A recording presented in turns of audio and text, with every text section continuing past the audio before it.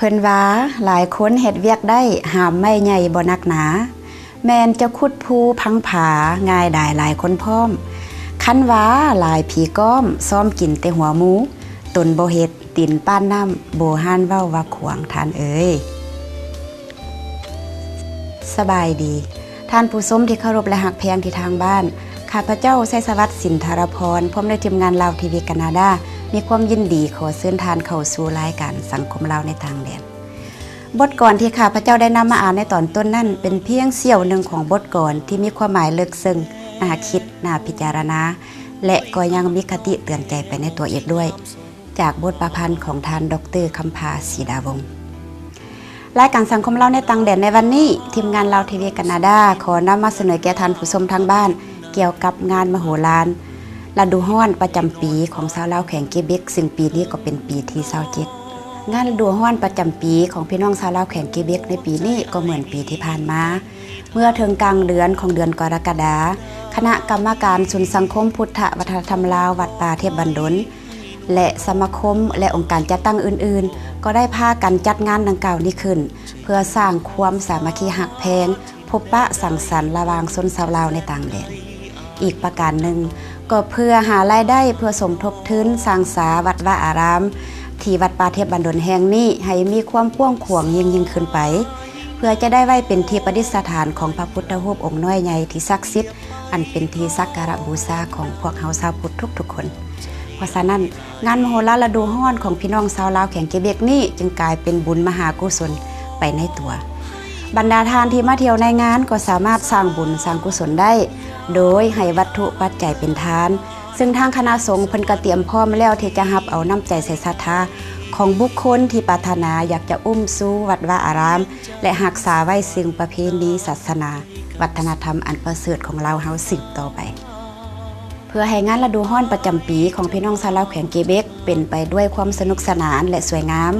บ่ว่าจะเป็นคณะกรรมการศูนย์สังคมพุทธวัฒนธรรมลาววัดป่าเทพบันดลบ่ว่าจะเป็นคณะกรรมการจัดงานประจำปี2009หรือคณะกรรมการเวทีวัฒนธรรม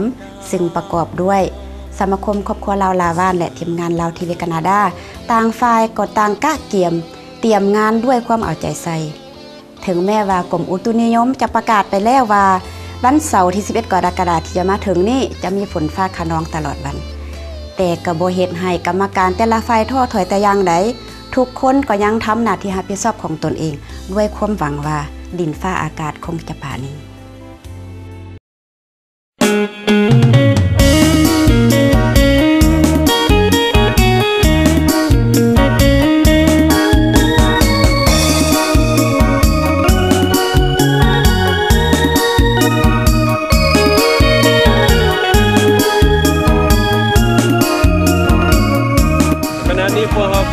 ตั้งสถานที่จอดรถซึ่งปีนี้คือ4 หักมงหลายกว่า600 คันรถในการจัดแผนจอดให้พี่น้องมาเยี่ยมยามฝนจะตกแต่อย่าลืมกันห่มหลายๆเมื่ออื่นนี่ไปบ่ได้ก็ต้องกันห่มแต่คือว่า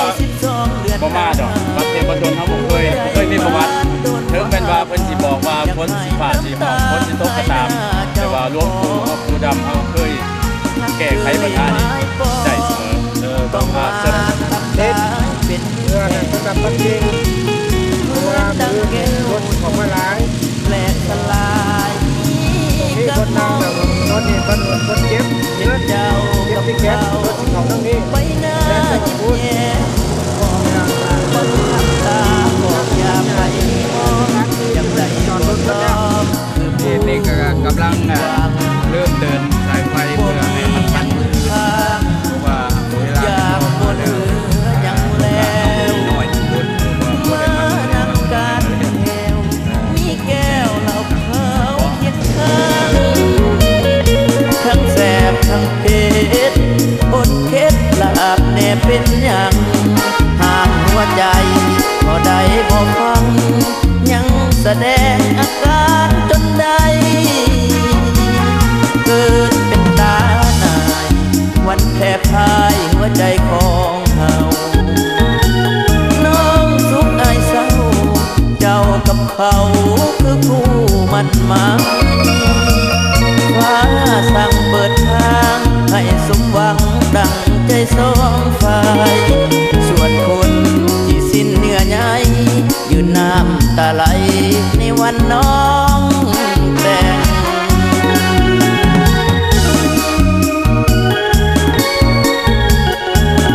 พอถึงวันเสาร์วันที่ 11 กรกฎาคม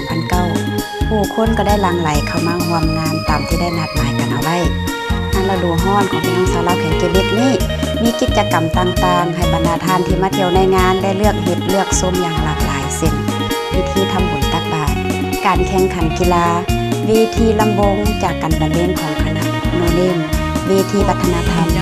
และห้านค้าอื่นๆที่แน่นอนที่สุดที่จะขาดบ่ได้นั่นก็คือห้านอาหารลาวแบบพื้นเมืองซึ่งมีข้าวเหนียวตำบักหุ่งสิ้นแหกและของอื่นๆหลายอย่างทั้งแสบทั้งเผ็ดอดเค็ดลาบแน่เป็นอย่างห้ามหัวใจบ่ได้บ่ฟังยังแสดงอาการจนได้เกิดเป็นตาหน่ายวันแพ้พ่ายหัวใจของเฮาน้องทุกข์ได้เศร้าเจ้ากับเขาคือคู่มันมาฟ้าสั่งเปิดทางให้สมหวังดังใจสองฝ่ายส่วนคนที่สิ้นเนื้อใยยืนน้ำตาไหลในวันน้องแต่งเดิ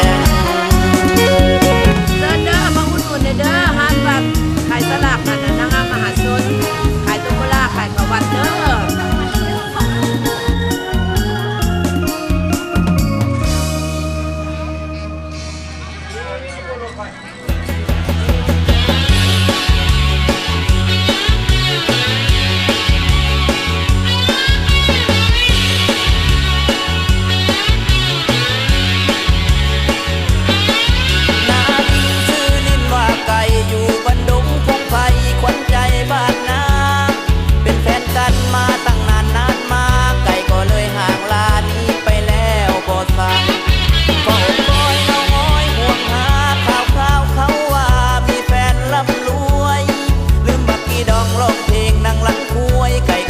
คนสวยร่ำรวยแล้วลืมกัน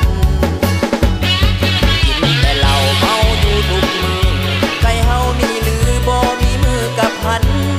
ไป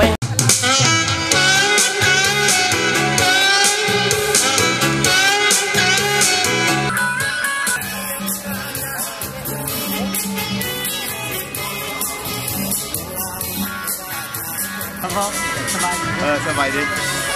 อากาศดีเนาะมื้อนี้เนาะ